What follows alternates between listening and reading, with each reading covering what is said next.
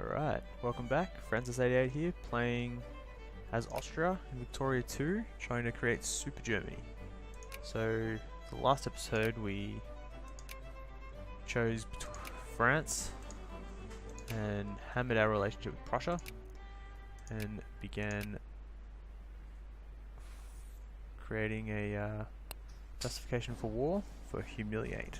So the plan is to get France to pretty much grind them to the ground, and we will let them do that and then hopefully help Prussia get driven away from great power status, and we'll add a war goal to puppet them. So we'll then puppet them and we will try to include all these other countries, all these little countries in our sphere.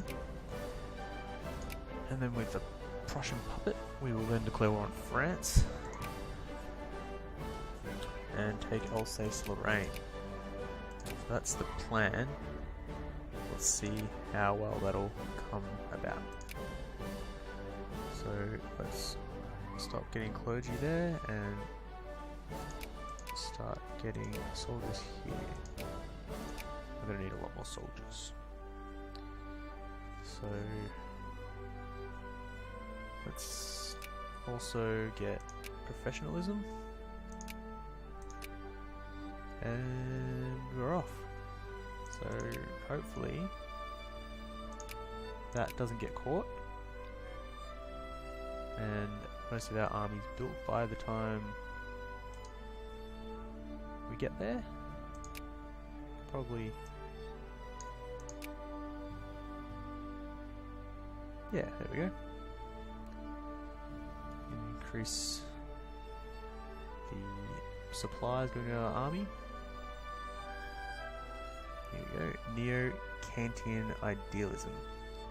Kant's transcendental idealism had meant that the world can only be understood through categories or ideal concepts that are immanent in us and empirically. This is sometimes called weak empiricism.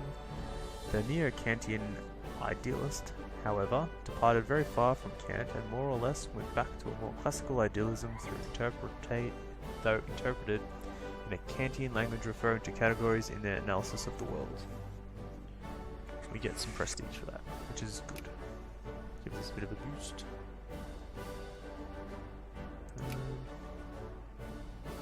Secularization, hopefully. So, still got a few more technologies to come through. Hopefully we can get them. We got caught. Bugger. That's alright. Should be fine. We can decrease France's opinion of us. Baden?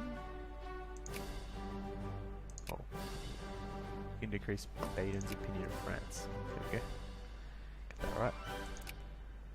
Good.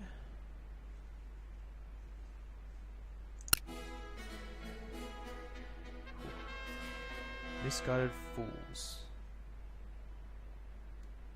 While the hubris of Prussia is evident to us, apparently others fail to see it.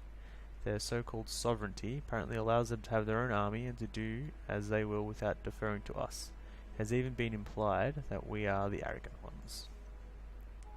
So we get a decrease in the speed for our fabricating claims on them. Just a little bit annoying. It'll take a bit longer, but we're still allied to them. So hopefully we can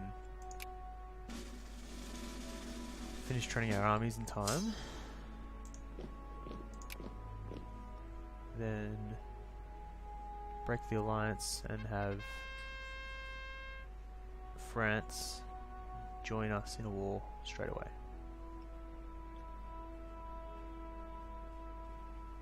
So we could lose 12 grand and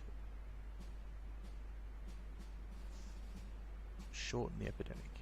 Let's do that. Flu pandemic. The Spanish flu was an influenza pandemic that killed somewhere between 50 and 100 million people worldwide between the years 1918 to 1920. Due to increased trade, colonial contacts, commerce, and other myriads of global connections that had all increasingly made the world a smaller place throughout the 19th century, the Spanish flu was able to spread quickly across the world in a mere few years. Further aggravated by the ongoing First World War and the cramped living conditions in the trenches, the Spanish flu is one of the first and most terrifying examples of a truly global pandemic. And, come to think of it, haven't you been feeling a bit feverish lately? So you have population growth negative and consciousness positive, which is bad. Let's fight the disease. We've got the money. So even though Prussia is not really our friend, they're still maintaining an alliance with us, which I suppose is a good thing, but also sort of bad. And our army's building up. Let's increase France's opinion of us. Have a look and see how the influence is going, which is good.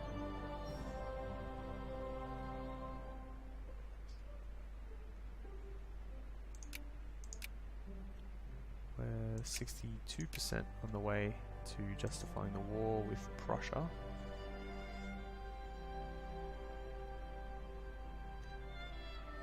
Ottomans trying to take Lucca, and a newspaper. Let's see what the newspaper says. France and Morocco are at war for Tsar.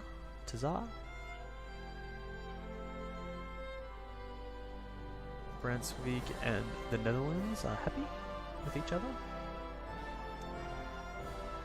Reading machine for Nassau. Machine parts are on the rise. Good. I'm building a lot of machine parts factories.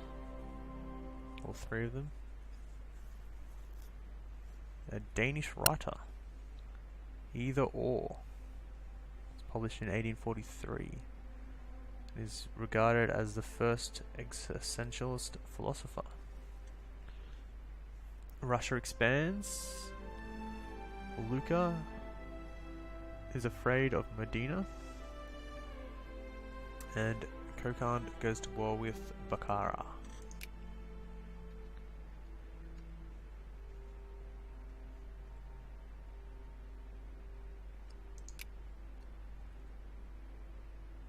So let's let that tick up to 65, and then we'll move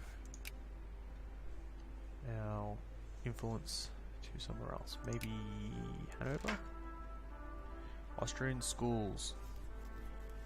Enforce the Austrian curricula. We get 116.07 research points, and we get discriminatory school system until 1847, the 12th of May, which gives us a negative to our research of 2%, but it gives us assimilation, which is really handy, so we can get more South Germans.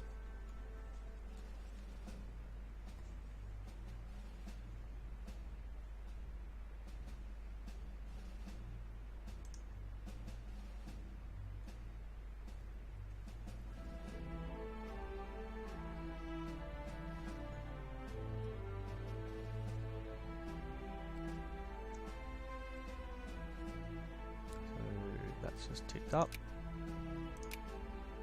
Let's build influence with Parma.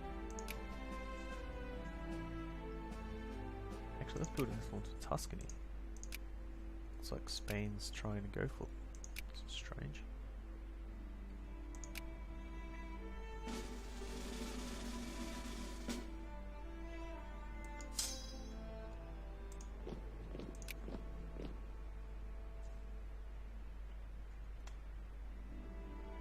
And as soon as we stop influencing Baden, Prussia goes after everyone they can reach.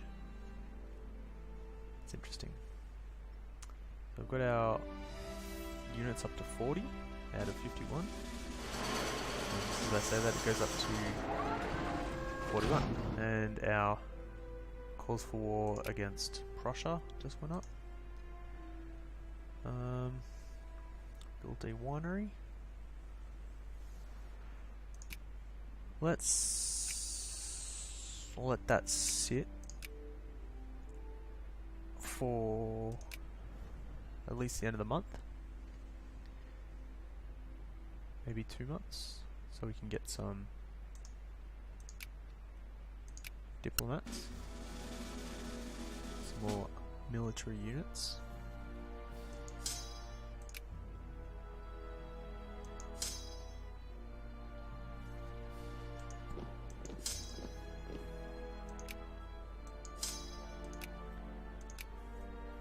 Alright, so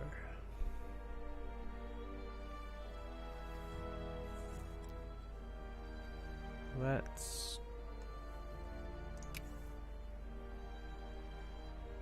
ban France. Let's save it there. Alright.